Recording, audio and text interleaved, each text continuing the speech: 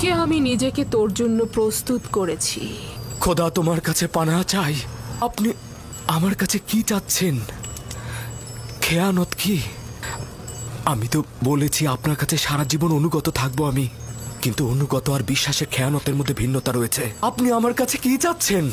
আমি তোর কাছে তোকে চাই।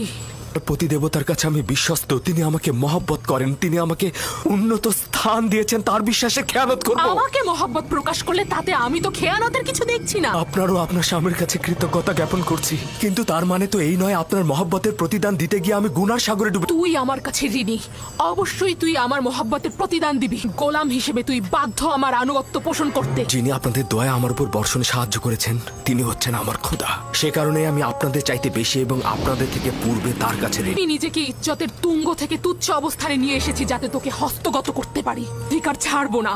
আমি আমার ঈমান ও নিজস্ব চরিত্রকে সাময়িক কামনা বাসনার কাছে বিসর্জন করব। আমি আর তুমি ছাড়া এই ঘটনা কেউ জানবে না। কিন্তু খোদাবন্দের নজর থেকে এটা আপনি কি করে গোপন করবেন? তাহলে খোদাকে নিয়ে এত ভয়?